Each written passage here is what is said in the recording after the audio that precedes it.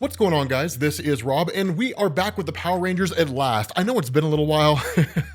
Kind of had a lot going on behind the scenes, so I do apologize if it's taken us a while to get back to it. But this is actually a really, really good segment, right? So this kind of takes place between the last video that we did and really the next one, but it's kind of out of time, right? What this does is it basically tells us how it is exactly that the Green Ranger was able to conquer the world, and more so than that, why it is that the sword of Saba, right, which belongs to the White Ranger, why it is that it was just sitting under the command center, and why Tommy never really seemed to get his hands on it, because that was kind of the big question that a lot of us had. And I noticed a lot of you guys had that question in the comments, which was like, how could Tommy not find that thing, right? I mean, how is it possible that it just hid itself away? What this does is it initially picks up with the opening of the portal and everything popping off with Lord Drakken and all that stuff, and Zordon, as we knew him in the main Power Rangers universe, was really believed to have been dead. The reality is that he wasn't. Instead, he was basically yanked out of the main Power Rangers universe and kind of sent to a place between dimensions, right? Between the main Power Rangers universe and the universe where that alternate reality Green Ranger had basically conquered everything. And so again, we can kind of use his proper name and call him Lord Drakken. That's really what his name is. But the reality of this is, as he kind of goes through, it is in a lot of ways looking at a mirror. Do you guys remember that scene in Inception when Matthew McConaughey's just kind of floating in the black hole and he's looking at his past, right, through like the bookshelf and that kind of stuff? That's really what this is, right? It's almost like looking in this window, kind of peeking through this window into this house that is this alternate reality. And one of the things we're told here is that in this alternate reality, this alternate Zordon, even with the power of Rita Repulsa seemingly been defeated insofar as like the Sword of Darkness was destroyed, and her hold over that alternate reality Tommy should have more or less ended in the same way it did in the main Power Rangers universe. Instead, unlike the main Power Rangers universe, that version of Tommy stayed with Rita Repulsa. So at this point, it wasn't even that he was under her control. It seemed as though it was just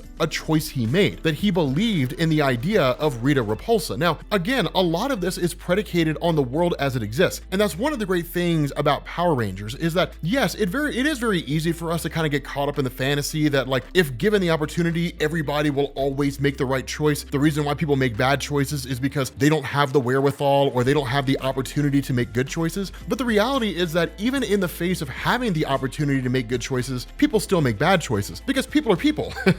Because sometimes we just want to do bad things, or sometimes we're just inherently bad people. And that's one of the great things about Power Rangers is that there is very much a tangible element to this story. And it's the thing the Power Rangers don't really seem to understand is, why is Tommy still allied with Rita Repulsa if we destroy the Sword of Darkness and her spell over Tommy has basically been relinquished, right? So Tommy is operating of his own accord. And Zordon really seems to ignore the reality of the truth, which is that Tommy chooses to stay with Rita. And instead it's, well, her influence over him must still be strong, right? Zordon, you know, whether you love him or hate him, Zordon has always had this almost kind of naivety in terms of how he viewed the world, in the sense that there's always good in people and they can always make good choices. That's not always true. That this alternate reality version of Tommy legitimately just seemed to have been a bad guy. And it's one of the things that the main Power Rangers universe Zordon, as he's watching his alternate reality counterpart talk, it's one of the things that he kind of hits on, right? He's like, even as I hear my other self speak these words, the time stream shifts and I bear witness to how wrong he seems to have been. That this version of Tommy Oliver was never a person worth believing in the first place. And that's kind of an interesting thing, is because we're sort of given this almost juxtaposition between these two versions of Tommy Oliver, right? The Green Ranger, that in the main Power Rangers universe, the Green Ranger was a guy who was kind of a loner. He was sort of doing his own thing, living in isolation, wanting to be left alone, and then was basically, you know, press ganged into working alongside Rita Repulsa after he was hoodwinked. But as soon as the Sword of Darkness was destroyed, her influence over him diminished, that the Power Rangers approached him as friends. And while I wouldn't go as far as to say that there was like this, okay, cool, you guys are the best thing ever, that at the very least, a loose alliance was formed when ultimately Tommy sided with the Power Rangers against Rita Repulsa, which led to her defeat. In this reality, that never happened. Instead, much like what we'd seen and really kind of been hinted on in previous videos, that Tommy chose to stay with Rita, and he basically helped her conquer the world. That it started in Washington, DC, and then it spread out to all these major capitals. And the reality was, all humanity could really do was run and hide. That it was really left to the Power Rangers to face off against the forces of Rita and do what they could. Now, they did find allies where they could in terms of defeating, you know, Tommy and Rita, and even so far as reaching out to Ninjor. Now, for those of you guys who are unfamiliar with who Ninjor is, Ninjor was the TV show equivalent of them getting ninja powers in the movie, right? You guys remember in the original Power Rangers movie with like Ivan Ooze and all that kind of stuff, and they became like ninjas and so on and so forth. The movie is not necessarily in continuity. I guess some elements of it are, but the movie itself is not. And so what they needed was a way way to basically have the Power Rangers gain ninja powers because it was just so incredibly popular at the time. It couldn't be ignored. It was the 1990s. And if you're a little kid, ninjas were the coolest thing ever. But ultimately they were like, we need this. So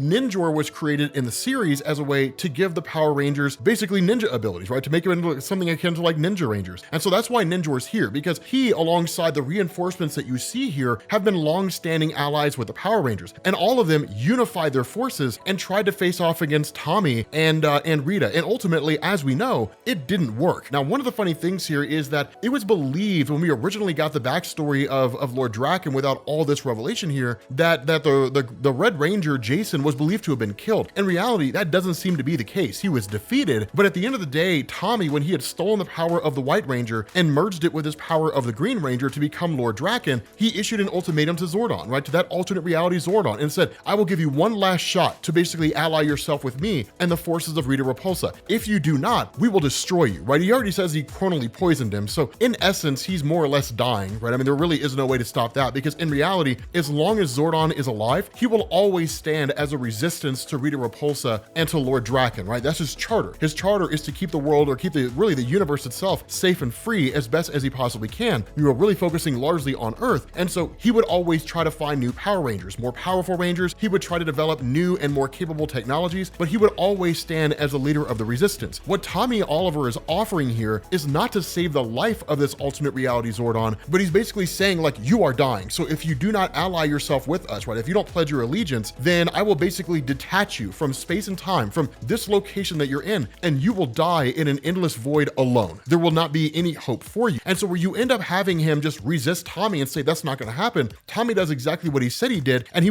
detached him from that reality and sent him into the kind of void of space. Now, this is when this alternate reality Zordon, who we'll call Zordon 2, ends up meeting the main Power Rangers universe Zordon, who we'll call Zordon 1. And Zordon 1 kind of looks at this alternate reality version, right? He looks at Zordon 2 and is just kind of like, how could you possibly have believed in Tommy Oliver? I've been watching things unfold in your universe. How could you possibly be so naive as to believe that even in the face of everything that's happened, that Tommy can somehow be redeemed? Because as the two of them are talking, literally the windows to this alternate reality are opened, and it's just Lord Drakken just laying waste to everyone. The Power Rangers are fighting valiantly. They're fighting with as much effort as they possibly can, but at the end of the day, it's not enough. They're just falling one after another, right? The reinforcements are falling one after another. This army of putties, numbering seemingly in the hundreds of thousands, if not possibly the millions, are just, it's literally a war of attrition. That as capable as the Power Rangers are, they can't fight forever. Between this, the massive monsters that Rita Repulsa has, there's no real way for the Rangers to face off against this and to actually be successful. And so literally while this conversation's going on,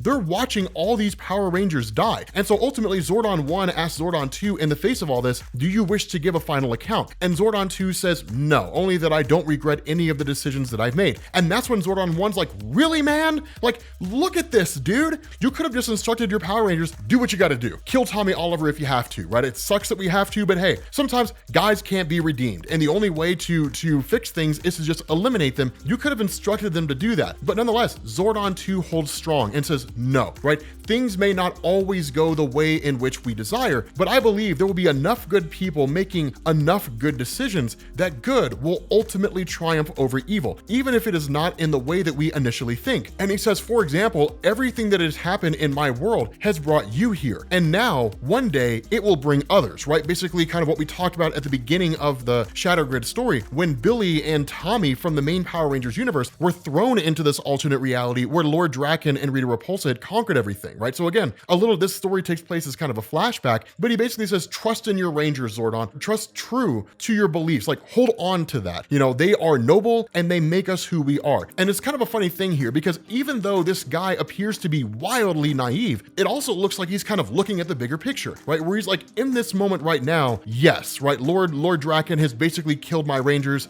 He has laid waste to Earth, right? To this reality's Earth, and they have effectively conquered it. But so long as there is good out there, this is simply one battle in what is a massive war, and that when the dust settles and when it's all said and done, Lord Drakken will have long since been defeated, and the forces of evil will have basically been kept at bay, and the forces of good will have prevailed. But again, it doesn't work that way. That evil is just a constant thing that exists. It's one of the things the Power Rangers series gave us, right? Like, where just new threats are constantly appearing. The universe is a big place, and there's a lot of folks out there, even from other dimensions, who are constantly looking to seize the day and to take control of everything for any number of reasons. And so again, evil will never truly be defeated. But the message being delivered here is that in this particular conflict, in this particular war, yes, my reality is essentially lost, right? Yes, Lord Drakken has been defeated, but everything that has transpired has led to you and your Rangers becoming aware of this and then coming to this alternate reality. So even if my Rangers are unable to defeat Lord Drakken, yours potentially are. So your Rangers can save my universe. It's really philosophically intriguing, right? And so what Zordon 1 says as he watches his alternate reality counterpart basically fade away and essentially die is he says, whether it was bearing witness to my own death or bearing witness to what happened in this alternate world, in that moment, I truly felt myself becoming lost. The portal effects that allowed me to view this other timeline began to fade, and so too did I. And then suddenly he's basically met by the arrival of Saba. Now, this is not truly Saba in terms of like the actual sword. It's more or less his kind of like Morphin form, right? His spiritual form, you know, if you really want to call it that. And as he meets with this version of Zordon, he's like, okay, you're not the Zordon that I know. You're not the Zordon from my reality, but you are a Zordon. What do you think that we should do here? And ultimately, this version of Zordon almost kind of looks at that and says, okay, so like your version of Tommy Oliver, yeah, he was an evil guy. My Tommy Oliver, I believe is a good guy, right? Because the main Power Rangers Tommy Oliver has demonstrated that, right? He's shown that he hasn't quite gone down this exact same path. He hasn't betrayed the Rangers despite being removed from the influence of Rita Repulsa. Instead, when that influence was removed, he turned against Rita and he allied himself with the Rangers. So he's like, he'll basically help us in any way that he can. And so ultimately, when this message is communicated to Saba, that's the reason why the sword basically took off from Lord Drakken. And then when Zach's like, where are you going? The response to Saba was, give it time, right? In time, I will return. I am not abandoning you. I am going to a place that's safe where Lord Drakken can never find me. And a time will come when new Power Rangers will emerge into this universe. And when they arrive, I will bring them with me. And your job is to help us defeat Lord Drakken. During that time, Zach basically started marshaling forces, right?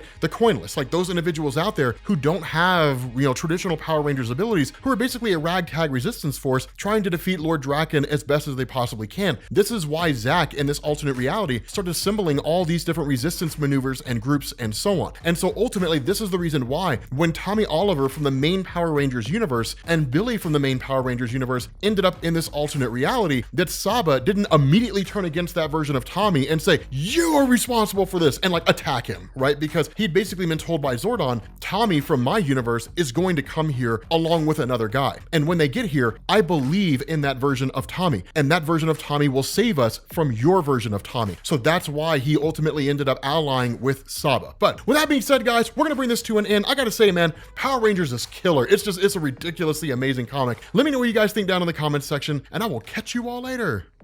Peace.